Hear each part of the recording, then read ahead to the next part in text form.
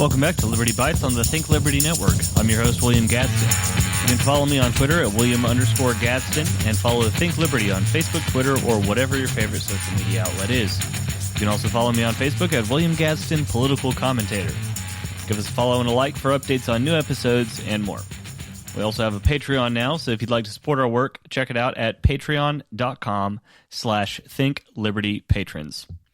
So, per the title, for this episode, I want to talk about a recent and drastic rise in domestic violence and terrorism we have seen in the last couple of years, but specifically what we've already seen leading up into the 2020 elections.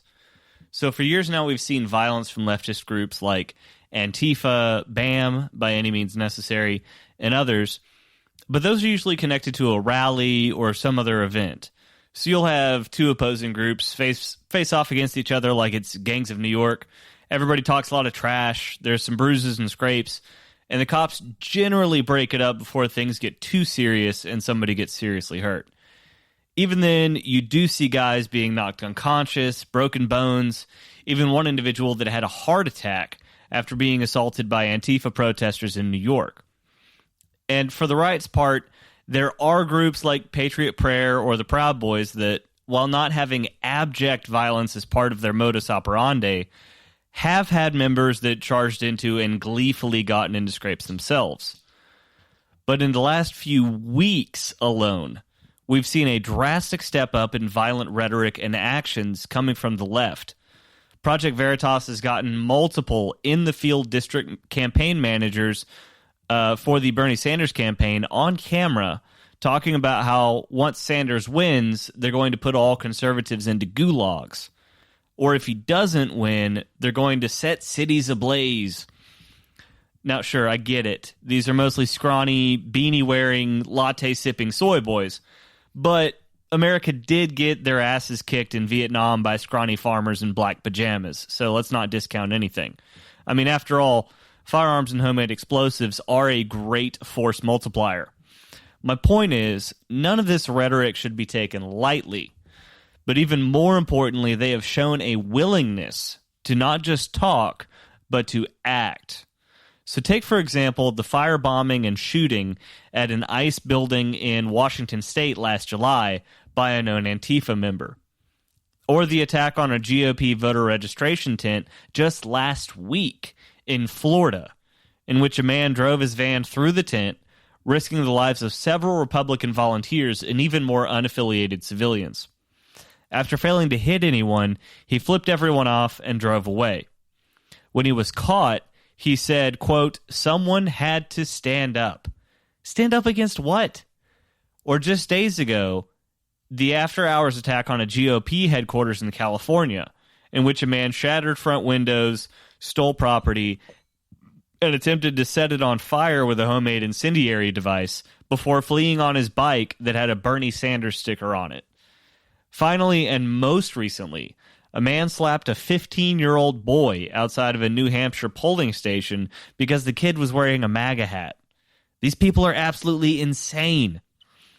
But what is even worse than the total lack of reporting outside of the local level on these stories, I mean, seriously, I heard about most of these incidents from the YouTuber and podcaster Tim Pool, who covers political and cultural news.